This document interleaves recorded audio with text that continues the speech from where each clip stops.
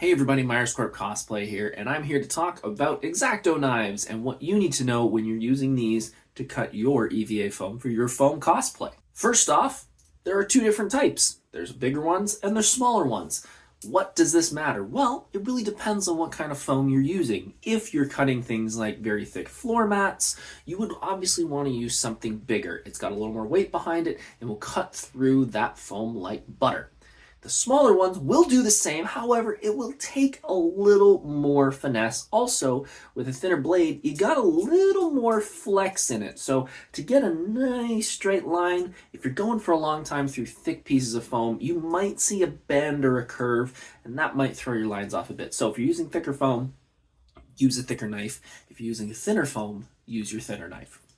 The only other difference I've found is that the smaller knife is actually better for cutting 45-degree angles. Now you're probably wondering, why would I need to cut a 45-degree angle? Well, there are certain advanced patterns when it comes to EVA foam that you will need to cut a bevel into them. And a bevel basically means the pattern line will show straight, but you're going to want to cut it on an angle because that will make your curves a little easier, make your shoulder curves and your chest armor and all that stuff a little cleaner. You have to shave off the lines with a Dremel later, but that will make your life so much easier. Now, in order to do that, this is how you do it. So we're here and we have our EVA foam. We're going to just put a quick line down the middle. So here's our line that we're going to cut through. And we're going to say that we want the bevel to stick out to the right. So the bevel will go that direction. If we're wanting to go that direction, we do not first off want to start right at the tip of our knife. If we start at the tip of our knife, we're not going to cut all the way through this first bit of foam. The bevel will start slightly in. That's kind of a problem if you want to have a nice clean edge. Now, what I do is I will reverse this because I feel more comfortable holding the knife this direction and pulling backwards. So we're going to start halfway up the blade, about there, and we're going to start cutting. As we are cutting, we're also holding it in a 45-degree angle. Because we're starting so far back in the blade, that tip is already on the bottom. And it will slide through like butter. Go all the way through, follow through, and we have a beveled cut.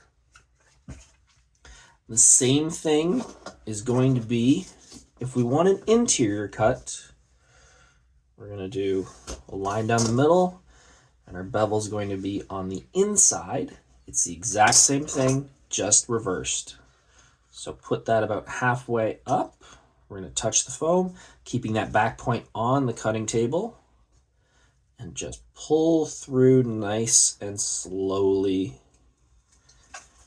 And there we go. Are they absolutely perfect? No, they are not. But you know what? It's better than any other way I can figure out how to do it, unless you buy a very expensive tool. One of the other things you need to remember about these knives is that you need to make sure they are sharp.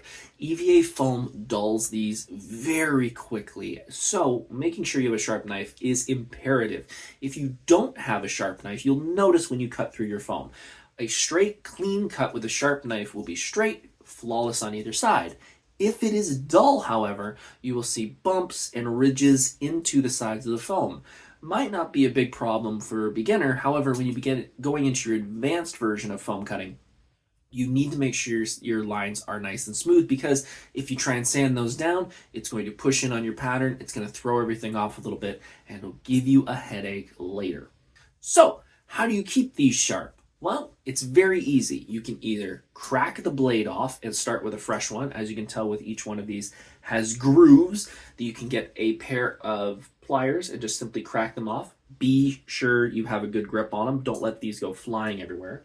Another thing is to buy a sanding stone. The sanding stone that I picked up was from Dollar Tree. It was only $1. There is a rougher side and a smoother side. All you need to do, like a knife in your kitchen, do a couple swipes on this either way, and you've sharpened your knife back up. I personally prefer using the sanding stone because only a couple dollar investment saves me on having to buy new blades for this every month.